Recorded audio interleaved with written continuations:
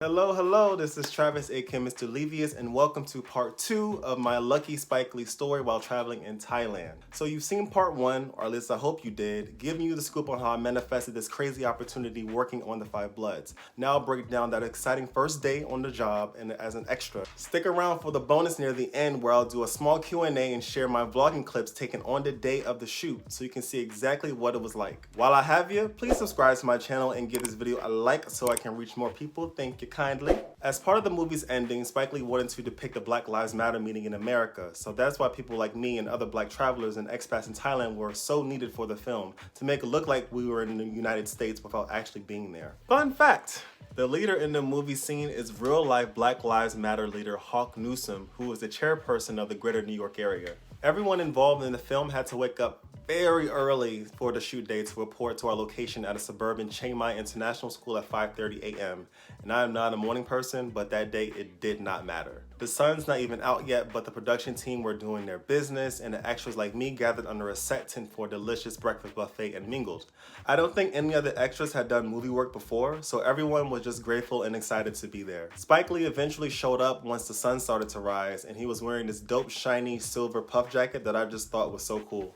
After we had time to get our food and teas and coffees, we were handed contracts to sign and then went to the wardrobe department for clothing and props. Some people got to wear a Black Lives Matter t-shirt, and I was asked to keep my shirt on. I'm guessing since the green color like this worked. Anywho, we gathered at the school's outdoor gymnasium as Spike gave us the law of the land about the day's shoot and introduced us to some of the key production team and a few actors. We weren't allowed to record it, and I want to say it's a tradition for all of his movies, but he anointed the production's kickoff with a song for all of us to dance to. Everyone thought it would be Fight the Power, but we were in the middle of Thailand to shoot a Vietnam War movie, so it was only right for him to play Jungle Boogie. Jungle Boogie, Jungle Boogie. Our scenes took place in 2 classrooms. One was where the Black Lives Matter rally took place, and the other doubled as a studio for a creative portrait montage. These venues would forever be cherished in my heart because my time later as a movie stand-in, I will never take air-conditioned scene rooms like that for granted ever again, but that's for another video. For the BLM scene, Spike Lee and his team had us take our places in the room and designated who did what. There were some people drawing on poster boards for a major rally, others like myself were just speaking with one another. I was in the back to the left, and I just hoped I was tall enough so you can see my peanut head in the scene. Now there's something about movie making that I'll never take for granted, and that there's no one take with Hollywood movies. Camera angles might need to change, the principal actor might need different variations of his or her scene so that the film editors have variety, and so on. So we did a lot of repetition for that one small scene. Spike would step in for cut if Hawk Newsom needed to say his lines differently or if some of the extras needed some help in positioning or acting. Now, Spike Lee doesn't direct in a, "Oh, hi, can you please do it like that for me?" He's Brooklyn all day, so he's very direct and to the point. It might come at you cussing, but in a way that'll make you laugh while making sure you still do it right the next time. After doing our takes over and over and chanting Black Lives Matter while doing a part huddle, part swag and surf dance move, it was finally time to do a portrait session in the next room. Everyone had an individual moment in the hot seat as the cameraman asked most of us to look directly at the camera for a few seconds. I had time to sit in the seat, give my best serious smiles to the camera, and hope that the shot of my presence in the BLM scene would make the cutting board and into the actual movie. And I'm so happy to say that both of them did!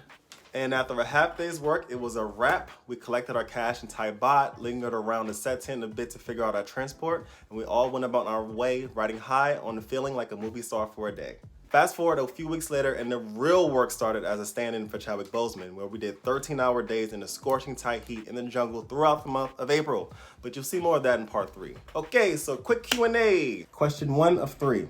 Was a film like this overdue or did it come out at the right time? Is it maybe both? I'd say it's definitely both. It's overdue with the fact that there are so many Vietnam War movies in Hollywood and none, I don't think, have really touched on the Black experience because it was very different for Black Vietnam War soldiers.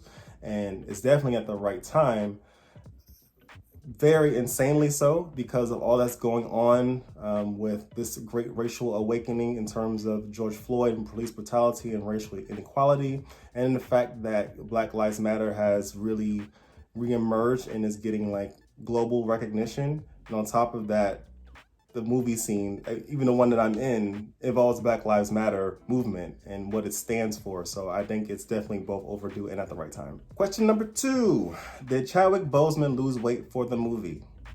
Now, I saw the rumors swirling around because of an Instagram post that he did where he, people said, not me, that he appeared to be a little thin, a little frail, but I can say that he didn't look like that at all on set. Him looking like that had nothing to do with the Five Bloods because he looked, like kind of my frame or a little bit bigger when we shot there last year. So, he's a very busy man with different projects. So I wouldn't be surprised maybe if he lost weight for another movie that's coming out. So I'm gonna just leave it at that. And last question, are you still going to talk to us now that you're famous?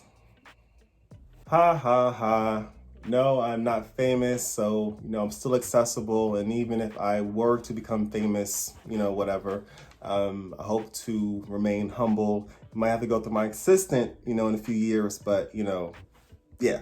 And you've made it near the end. Now you can enjoy these bonus vlogs where I show all that I could working as a Spike Lee extra. Once you're done, don't forget to hit like and tell me, have you been an extra before for a show or a movie? Leave a comment below. We'd love to hear your story too. See you soon on the next vid and enjoy the movie vlogs.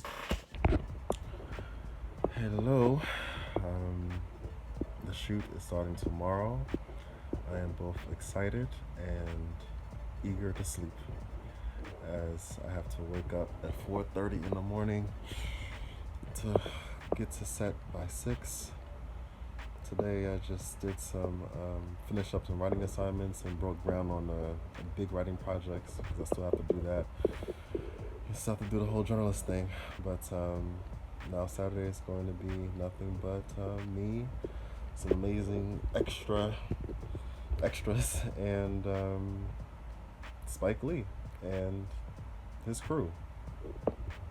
Absolutely wild.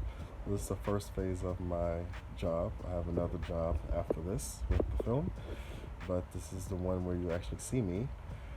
And man, I have no idea what to expect, but this is just crazy. There's no other way to put it.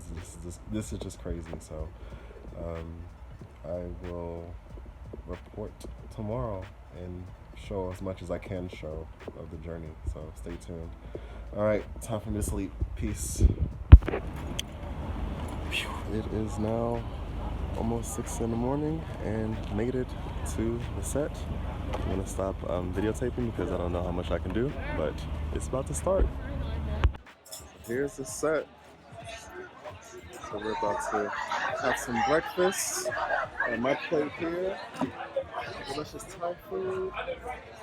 See some familiar faces. It's a beautiful thing.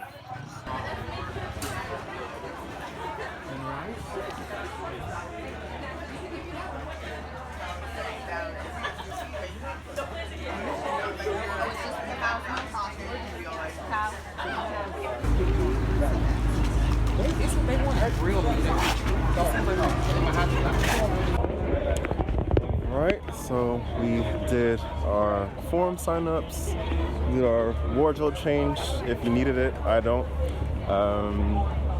And now we're about to shoot, so I can't show you the rest, but yeah, this is absolutely happening. And I'm really tired right now.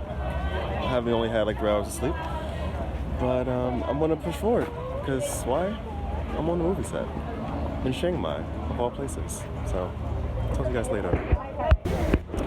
And it's a wrap.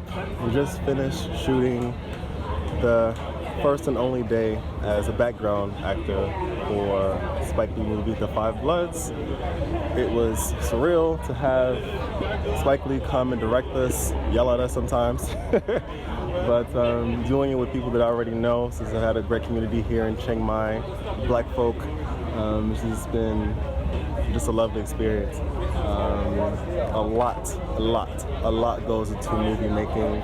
There's a lot of repetition and rehearsal, so when you see that finished product, guys, just know that like it is a true a truly tremendous effort put on by a lot of people with long days. Like, we only shot for a few hours, but I can't imagine being an actor and having to do 12, 13-hour days nearly every day for 6 months or even longer. So kudos to all the actors out there. It's just nice to act in one, you know, here in Chiang Mai on vacation. I did not expect to work on vacation, but here we are. So it might be a part 2. We'll see what happens, but it might be a part 2. Until then, peace.